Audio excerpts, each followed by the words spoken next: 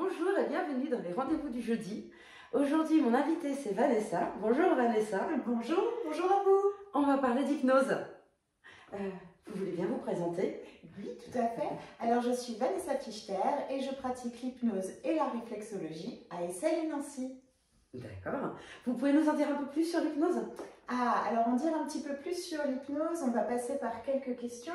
Oui. Par exemple, certaines personnes ont pu déjà peut-être se demander comment classer certains événements de leur vie, ou encore se poser des questions ayant du mal à se comprendre par rapport à certains états, que ce soit des états de colère, de tristesse, de stress, ou encore par rapport à certaines rancœurs qui pourraient sembler s'être cristallisées.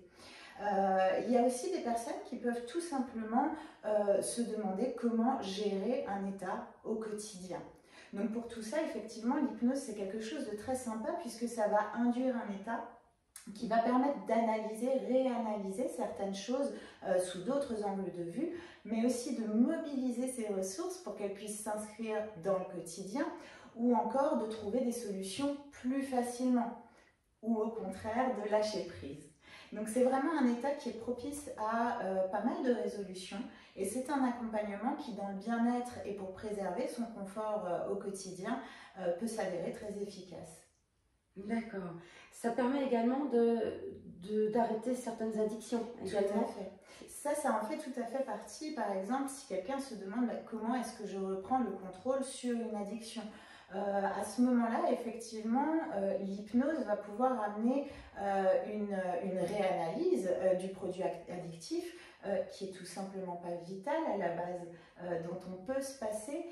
Et c'est souvent plus le conditionnement que, par exemple, la cigarette ou certaines nourritures qui vont être, on va dire, récompenses. Qui vont être beaucoup moins importantes et non vitales par rapport à ce que le cerveau peut envoyer comme message. D'accord. Quand il s'emballe. Et le processus de trauma aussi. Et le processus de trauma, bien évidemment. D'accord.